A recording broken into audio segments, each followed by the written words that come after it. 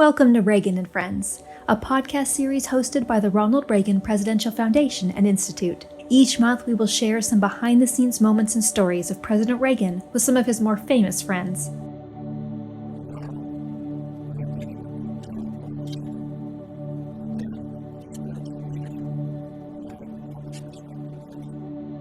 Karol Józef Woy-tiva was born in Poland, the youngest of 3 children. He was baptized a month after his birth, made his first communion at the age of 9, and was confirmed at the age of 18. As a boy, he was athletic, often playing football or soccer as goalkeeper. In mid-1938, Woy-tiva and his father moved to Krakow, where he enrolled in the university. While studying such topics as philology and various languages, he worked as a volunteer librarian, and though required to participate in compulsory military training in the Academic Legion, he refused to fire a weapon. During this time, his talent for language blossomed, and he learned as many as 15 languages, including Polish, Latin, Italian, English, Dutch, Czech, and others, 9 of which he used extensively as Pope. After his father's death in 1941, he started thinking seriously about the priesthood. In 1942, while the war continued, he knocked on the door of the Archbishop's residence in Krakow and asked to study for the priesthood. After finishing his studies at the seminary, he was ordained as a priest in 1946. While a priest in Krakow, groups of students regularly joined Woy-tiva for hiking, skiing, bicycling, camping, and kayaking, accompanied by prayer, outdoor masses, and discussions. He asked his younger companions to call him the Polish equivalent of the word uncle, and the nickname gained popularity among his followers. This beloved nickname stayed with Woy-tiva for his entire life and continues to be affectionately used, particularly by the Polish people. In 1958, Pope Pius XII appointed him as an auxiliary bishop of Krakow, and then, in 1964, Pope Paul VI appointed him Archbishop of Krakow. In 1967, Paul VI announced Woy-tiva's promotion to the College of Cardinals, where he was named Cardinal Priest. In August 1978, following the death of Pope Paul VI, Woy-tiva voted in the Papal Conclave, which elected John Paul I. John Paul I died after only 33 days as Pope, triggering another conclave. This one elected Woy-tiva the 264th Pope and the first non-Italian Pope in 455 years. At only 58 years of age, he was the youngest Pope since Pope Pius IX in 1846, who was 54. During his time as Pope, John Paul II and President Ronald Reagan formed a special rapport. Their relationship went well beyond the usual ceremonial events between a president and a pope. As they came to know each other, they found they had similar views about communist domination of Eastern Europe and quietly worked together to support the Solidarity movement, which eventually led to Poland becoming a free nation.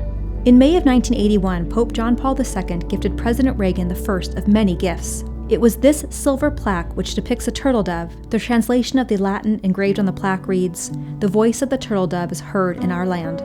In June of 1982, President Reagan and Pope John Paul II met for the first time in person. Following their meeting at the Vatican, Pope John Paul II wrote this 5-page letter to President Reagan, thanking him for his visit and outlining his hope for peace, saying, "Mr. President, my own greatest preoccupation is for the peace of the world, peace in our day." During this visit, Pope John Paul II gifted President Reagan this ivory statue of a Madonna, carved from a tusk. President and Mrs. Reagan so enjoyed this gift that they put it on display in their home.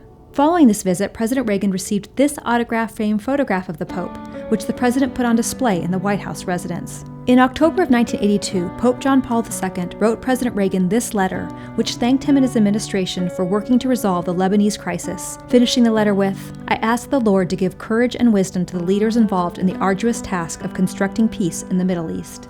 As best-selling author Craig Shirley wrote in a 2015 op-ed, Ronald Reagan and Pope John Paul II were men of the same moment. They were both horrified by nuclear war. They both hated communism in the Soviet Union. They both had been shot but survived, and they both forgave their assailants.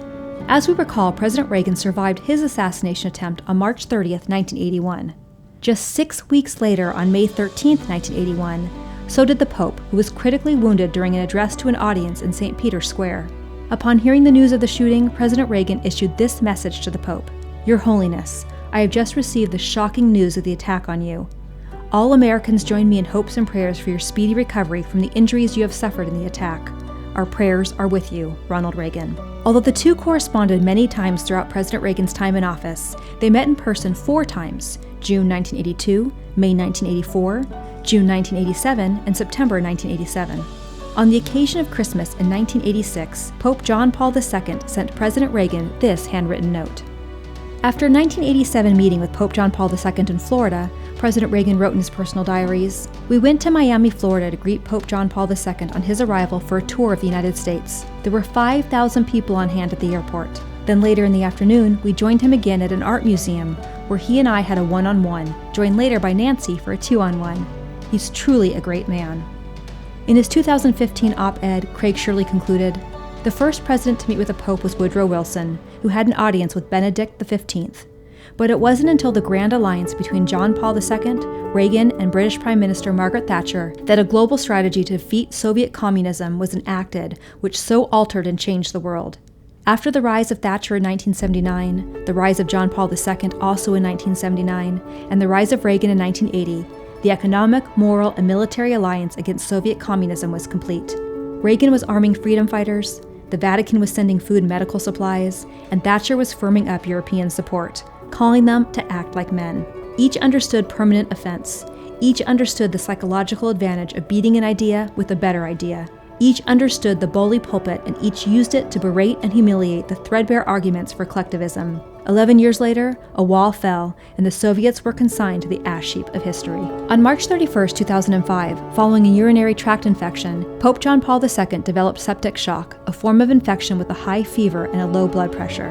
During the final days of the Pope's life, the lights were kept burning through the night, where he lay in the papal apartment on the top floor. Tens of thousands of people assembled and held vigil in St. Peter's Square and the surrounding streets for 2 days. On April 2, 2005, John Paul II spoke his final words in Polish, which translated to, "Allow me to depart to the house of the Father." He then fell into a coma before passing away of heart failure 46 days before his 85th birthday. Well, now, I want to welcome Your Holiness to the United States, and on behalf of the American people, say how pleased and privileged we are to have you among us.